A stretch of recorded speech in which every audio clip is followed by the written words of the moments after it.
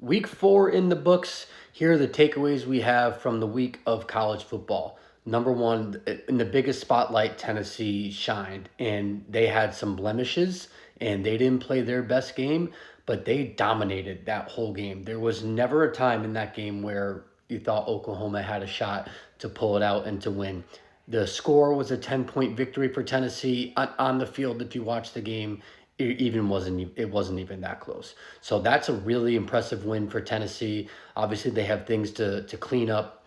They're going to have a hard schedule. They play Bama and they play Georgia this year, so they're going to have two really big tests. But this was a huge win for them, and especially for Josh Heupel going back into normal. So Tennessee, watch out for them, man. If they get firing on all cylinders, they could be scary. Welcome back, BYU. It's good to see BYU good again, man. They were like obviously in the Zach Wilson era, and a little bit leading up to him, they were always in the like 8 to 9 win range. And look, their over under was 4.5 this year. They're already at 4, undefeated. They look good. They just thumped Kansas State as almost a touchdown dog. That game again was never in reach for Kansas State. So good for BYU. They've looked really impressive so far. I did not think that they were going to be this good. So they've looked great. On the flip side, in the Big 12, Utah looks to be maybe having a stronghold in a very unsteady conference. They just won pretty handily with a backup quarterback. I know the score says it was close, but there was some garbage time touchdowns for Oklahoma State at the end. So Utah looked really impressive, and their defense looks great. So kudos to Utah. They look to be the best team in the Big 12 right now. Michigan, man, as a Michigan fan, this is a good one. This is one that you really wanted to win, and one that you think that you had an identity again. Now, I put here Michigan, just Michigan, because when we look back at the Penn State game last year, Michigan ran 32 times in a row with Sharon Moore at the helm, right? They pretty much did the same thing this game. Like, they do not have a passing attack with Alex Orji. They had 32 passing yards on the game. 32. That is, and they won the game. So that is crazy. Just a stupid statistic. Their defense, really played really well. So that's going to be their identity moving forward. Can they compete with the Ohio States, and potentially we'll see what Oregon looks like, but I don't know. I don't know if they're going to be able to compete with them with this kind of offense, but at least they have figured it out, and they have the pieces on both sides of the ball to be a successful and a 9-win team, 9-10 win team. So, yeah, good for them. Michigan kind of figuring out their identity. Let's head over to the ACC, where after week 1 and week 2, it kind of looked like there was Miami and then maybe a drop off for who can win the conference, and I think there still is a little bit of that. But I have to say, Clemson and Louisville have been looking pretty good. It looks like it's probably going to be a 3-team race for the ACC championship game. Right now, I think you would slot Miami still at that number 1 spot. But Clemson and Louisville are kind of chipping at the heels here. So I think it'll be an interesting race. And obviously, Clemson and Louisville play each other this year at Clemson. So this is going to be a fun race for the ACC.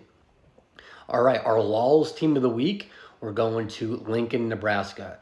They had a home game against a ranked opponent in Illinois. They were more than a touchdown favorite. I think that line climbed up to like 9 by kickoff.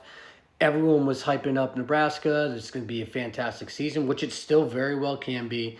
Everyone on the Dylan Raiola train, but it's the same thing that's been holding back Nebraska for a while. A lot of like stupid mistakes. Some things just have not been going their way, and like the one possession games just don't go their way. So big Vols, egg on the face for Nebraska. We'll see if they can turn it around. They have everything in front of them, and they have a relatively manageable schedule this year. So they have everything in front of them. Still can very well make a bowl, but their expectations were, I think, a little too inflated, as we've seen going into that game. All right, some two really, really bad losses for Baylor and for UNC this year. Like potentially, I think Aranda was at the top 3 list of guys who were probably on the hot seat and going to get fired at the end of the year. But I think that this one, a loss for Baylor, is that might expedite the process here. And same for Mac Brown. That loss for Mac Brown, just embarrassing, like getting 70 points on your defense. The Mac Brown defenses at UNC have been horrendous. Is like the most generous word to put there. They have wasted so much talent offensively with horrible, horrible defenses.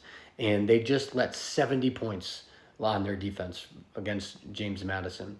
So, Baylor with that letting that happen to the Hail Mary twice, essentially, two plays in a row, and just completely fumbling there. Just a horrible, horrible play at the end of the game for Baylor. What about the service academies? Army, Navy, both undefeated, looking really good, putting up points, have an offense, have somewhat of defense.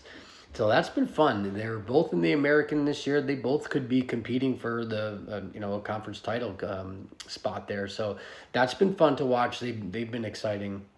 And SMU, man, they are just a different team with Kevin Jennings.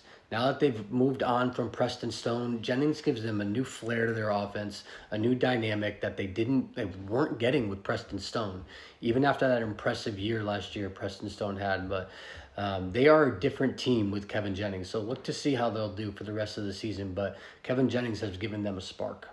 Follow Big Body Ball CFB on all socials.